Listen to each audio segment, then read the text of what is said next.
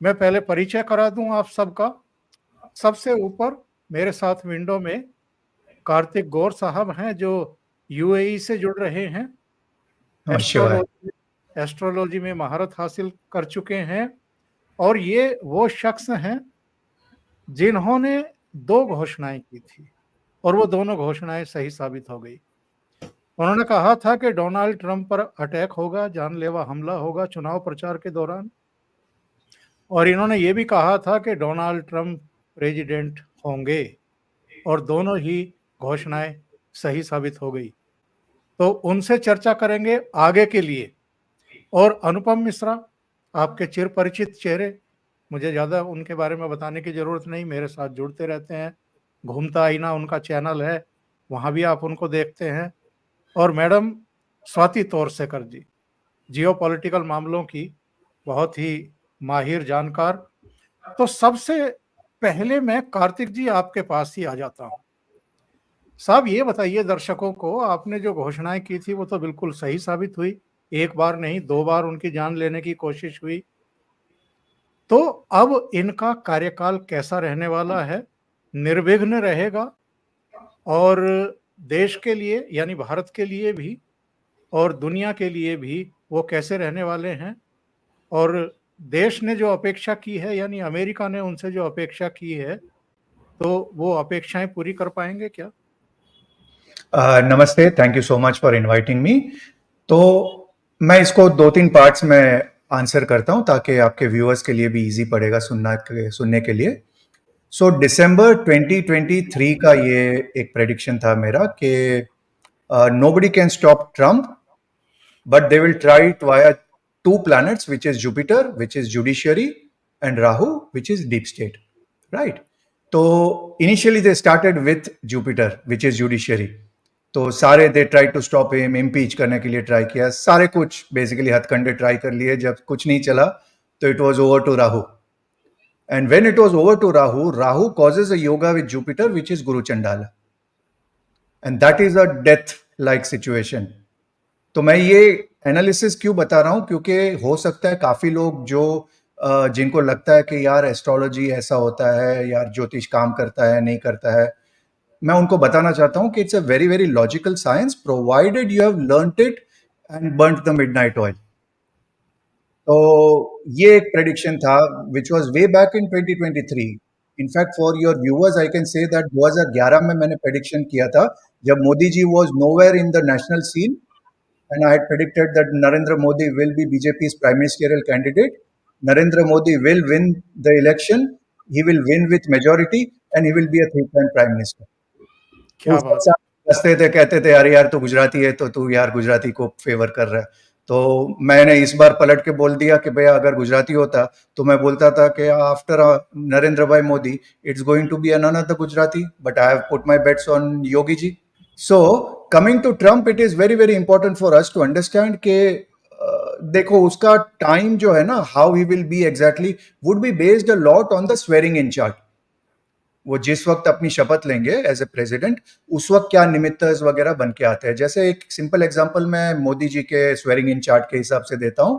तो उनका जो स्वेरिंग इन हो रहा था उस वक्त आपको याद होगा एक बिल्ली चल रही थी, काफी लोगों ने बोला अरे यार ये शेर है बिल्ली है, फिर राष्ट्रपति भवन से क्लैरिफिकेशन आ गया कि no it was a cat. So जी देयर वर जी। Two lords of his swearing in, एक मंगल था एक केतु था। तो मेरे मन में थोड़ा कंफ्यूजन था कि विच ऑफ हिज लग्न लॉर्ड्स विल टेक ओवर, दोनों में से एक मेजर प्ले करेगा। तो वो जो निमित्त था वो महादेव ने क्लियर कर दिया कि it is going to be मेष लग्न, और द मेष और Aries which is going to be his predominant लग्न। सो उसी हिसाब से जब इनका स्वेरिंग इन होगा, whether the swearing in is clear, कई बार क्या होता है कि swearing in happens 2 times because एक आध वर्ड फंबल हो गया, क्लियर नहीं हो गया। दिस आर ऑल निमित्तस विच राज ज्योतिषी is going to look forward. तो वो उस वक्त एक हम अलग शो कर देंगे। बट मेरा ये कहना है कि जो ट्रंप का बेसिक चार्ट है, we have to understand Trump's mentality. Trump is a pure baniya, अगर हम हमारी लैंग्वेज में बोले, he understands the language of money. उसके लिए एवरीथिंग इज प्रॉफिट और loss. So in that concept we can say कि वो जो लीकेजेस है अमेरिकन ट्रेजरी के, कि भैया ज़ेलेंस्की को दे दिया पैसा, इसको दे दिया, उसको दे दिया, वो सारा स्टॉप हो जाएगा और he is going to make them accountable. So the moment they make them accountable, obviously everybody knows कि Zelensky is one of the most corrupt person. तो वहां पे तो लीकेजेस क्लियरली हो जाएंगे. तो he is going to hold the deep state और his agencies to task for that. तो अगर हम सोच रहे हैं कि everything is going to change in terms of जो उनके डीप स्टेट का बेसिक काम है, रिजीम चेंज, ये वो सब बंद हो जाएगा and everything is going to be hunky dory, वो तो नहीं होने वाला. बट यस, बाइडेन के टाइम में कोई अकाउंटेबिलिटी नहीं थी. So what Trump is going to bring is going to bring in accountability. के भैया वो जो पहले एकदम खुला मैदान उनको मिल गया था कि जिसको चाहे उसको गिरा दे, उठा दे, वो नहीं मिलेगा. तो that's where things are going to be very different. बहुत महत्वपूर्ण बात आपने कही है कार्तिक जी, लेकिन मैं लगे हाथ मैं मैडम स्वाति तोरसेकर के पास जाने से पहले एक सवाल आपसे और पूछने का लोभ संवरण नहीं कर पा रहा हूँ. नंबर एक, मोदी और ट्रंप के रिलेशन कैसे रहने वाले हैं? नंबर दो, आपने कैट का जिक्र किया जब नरेंद्र मोदी शपथ ले रहे थे और उससे चीज़ों को बताने की कोशिश की कि वो कितना शुभ या वो था. तो अभी तमाम चर्चाएं चल रही हैं कि ये वक्फ बोर्ड को लेकर के मोदी जी का जो है शायद एक बड़ा दांव वो खेलें, और अगर कोई नीतीश या आपके चंद्रबाबू नायडू कुछ हील हुज्जत करते हैं तो वो मिड टर्म पोल में भी जा सकते हैं, सरकार गिरने की परवाह नहीं करेंगे. तो एक तो ट्रंप के साथ उनके रिलेशन कैसे रहेंगे, और दूसरे, क्या कार्यकाल 5 साल का पूरा करेंगे या मिड टर्म पोल भी हो सकता है? See, coming to Trump and Modi ji, see, basically both are nationalist. एक चीज हमको ये समझना पड़ेगा, both are people with very strong likes and dislikes, and both are very very strong minded people. तो एट ए सर्टन लेवल हमको बड़ा advantage मिलेगा. क्यों? क्योंकि ट्रंप को भी शत्रुबोध है, मोदी जी को इन अ वे एक्सटर्नल शत्रुबोध तो है, इंटरनल शत्रुबोध नहीं है. वो तो मैं हमेशा कहता रहता हूं. एक्सटर्नल शत्रुबोध ये है कि दोनों का कॉमन एनिमी चाइना है. And in a way, Trump was the only president who had the guts to actually bell the cat, जिसको हम बोलते हैं. और he named out China and called out China in many ways. And in fact, Apple की काफी factories उनके ही first term में they relocated back to US and all those changes did happen. तो at a trade level, क्योंकि वो धंधे वाला आदमी है, बनिया आदमी है, जैसे मैंने पहले भी बोला. And Narendra Bhai also is a very very astute business guy, being a Gujarati. So at that level, वो connection जबरदस्त होगा. But for us to understand कि सब कुछ हमारे हिसाब से होगा या Trump is going to be a complete sort of puppet और मोदी जी, वो नहीं होने वाला, बिकॉज वो भी अपना चीज डेफिनेटली देखेगा. बट ओवरऑल नेट नेट मैं कहूंगा कि he is much much better choice for India rather than Kamala Harris coming over, which would have ensured that north east would have burned. वो मेरा एक बहुत ही ओल्ड प्रेडिक्शन है. और मैंने इनफैक्ट बाइडन आया था तभी भी एक प्रेडिक्शन दिया था that our North East will burn based on certain combinations whatever. वो टेक्निकल चीजें मैं डिस्कस नहीं कर रहा हूं. And that is exactly what happened. We had to deal a lot of problems in the North East direction. So that is first part of it. The second part of it, when it comes to वफ्त, right now एक interesting चीज है. I was very unhappy with the Modi ji swearing in chart of the second term. क्यों? क्योंकि उसमें गुरु लग्न में था और मेरा जो मुहूर्त मैंने उनको दिया था वो लियो लग्न का दिया था. And I had told them that this is awesome. लेकिन उनको इवनिंग में करना था. उन्होंने बोला यार सो एंड सो गुरु जी ने बोला है कि ये ले लो. पर मैंने बोला यार गुरु लग्न में है, यू आर इनटू पॉलिटिक्स, आपको आश्रम थोड़ी खोलना है. तो आप किसी गुरु आदमी से पूछोगे तो वो तो गुरु इन लग्न ही बोलेगा. पर आप तो पॉलिटिक्स में है. In politics you have to deal with Rahu and Ketus all the time. So this time the Murata is superb. Scorpio Lagna, Lagnesh, Mangal in the 6th house, अपने घर में. That means Modi ji is not going to play on the back foot. और ये मैं काफी channel में बोल चुका हूं कि अगर कोई समझता है कि मोदी जी मतलब ऐसे बैठ के he is going to wait till the time he is evicted, तो मोदी जी ने कच्ची गोली नहीं खेली है. In fact, this is Lagnesh in the 6th house which is going to take over, which means he will go into the NEP's camp. मैंने और एक prediction दिया था कि this is going to be the first time when we will have our armies boot into our enemy's camp. तो ये चीज है. As far as mid term elections are concerned, there is a possibility between May 2026 to July 2027. That's a dicey period. आगे देखते हैं क्या होता है. ओके ओके कार्तिक जी, ये जो रूस और यूक्रेन के बीच चल रहा है और मध्य एशिया में जो कुछ चल रहा है, यानी इजराइल का जो कॉन्फ्लिक्ट इस समय चल रहा है लगातार, लेबनान के साथ भी, इधर फिलिस्तीन हमास के साथ भी, और ईरान तो खैर अब खुल करके सामने आ ही गया है. तो डोनाल्ड ट्रंप के आने के बाद कुछ आप देख रहे हैं कि शांति होगी, युद्ध खत्म होंगे, या ये सब चलता रहेगा साहब? एक इनफैक्ट एक मेजर डेवलपमेंट होगा. देखो, एक चीज तो बहुत क्लियर है, ये मैंने बहुत पहले बोला था, करीबन जब रशिया वॉर शुरू हुआ था, तो मैंने उस वक्त एक प्रेडिक्शन दिया था कि भाई पुतिन के हाथ में जो लैंड आया है, what ever he captures, forget that you will ever get it. तो आप अगर सोच रहे हो कि भाई रशिया के साथ इस लेवल पे आप नेगोशिएट कर सकते हो कि भैया जो जो लैंड आपके हाथ में है वो वापस दे दो एंड स्टेटस को रिमेन होगा, वो तो होने नहीं वाला है. So the first condition for even a negotiation is कि भाई मेरा है वो मेरा है, तेरा है वो भी मेरा है. That is the position of strength from where Putin will negotiate. 20%, Kartik bhai आपको मालूम है 18 से 20% हिस्सा यूक्रेन का पुतिन कब्जा कर चुके हैं. दैट इज नियरली 20%, यानी 1/5वां हिस्सा.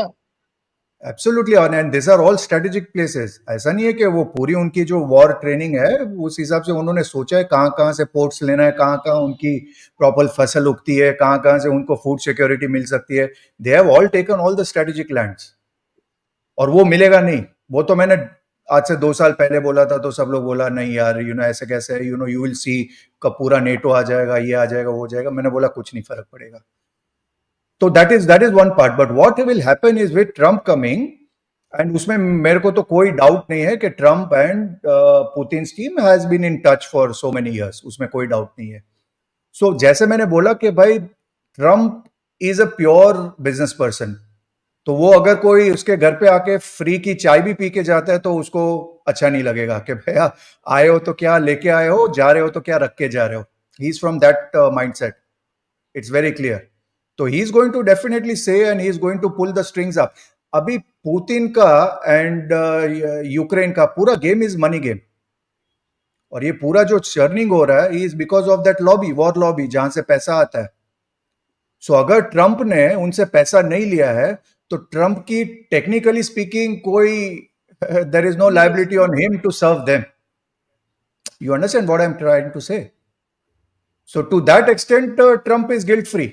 इसलिए वो इतना जोर जोर से बोल भी सकता है कि भैया when I come back I am going to stop all the wars, क्योंकि उनकी जो पैसा है, फंडिंग है, वो वहां से नहीं आ रही है. So it is very clear, अगर पैसे का गेम है और अगर ज़ेलेंस्की तक पैसा नहीं जा रहा है, पैसा नहीं जा रहा है, तो आर्म्स नहीं जा रहा है, आर्म्स नहीं जा रहा है, तो भैया क्या लड़ेगा. सो टेक्निकली तो by hook or by crook he will have to come to the negotiation table. And after all this time, if you see yesterday's statement of Putin ने बोला है कि we are ready to negotiate. So he has already given that olive branch, telling this guy Zelensky कि भैया I am giving you the olive branch, take it now, वरना फिर तो जो बाकी बचा है वो भी मैं ले लूंगा. What was your other question? किस और हाँ, जो related to मध्य एशिया में जो कुछ चल रहा है जी. मिडल ईस्ट रीजन में ऑलरेडी अगर आप येस्टरडे देखो तो हुती ने तो ऑलरेडी बोल दिया कि भैया हम तो यार ऐसे ही कर रहे थे, हम तो मजाक कर रहे थे सर, हमको तो वॉर नहीं करना है. तो उनको तो पहले ही मतलब दे हैव विड्रॉन.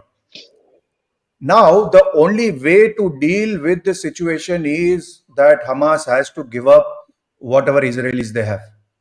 जो हॉस्टेजेस का सिचुएशन है, वो हॉस्टेजेस का अगर नहीं करते तब तो देन तो Israel is not going to stop. And in fact, जो major fundings है of Trump is also coming from top Israelis.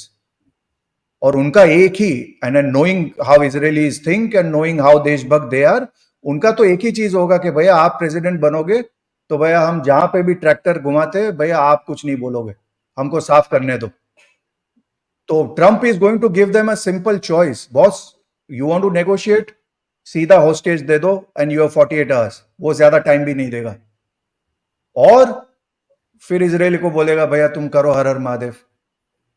So I feel that they will all be scared. That's why I am very proud of UAE कि UAE ने बहुत ही time पहले ये clear stand ले लिया कि boss we don't want a country which is going to end up becoming Syria, and they did a big course correction, and over here none of these people are our friends. So we are very clear कि भैया हमको एक path चाहिए, and that path is towards prosperity, where we don't need Hamas, we don't need the Hezbollahs, we don't need this Muslim Brotherhood and all those guys, and we are very clear with them. That's why Trump coming in is a huge benefit to UAE also, and that's why UAE was fully supporting Trump.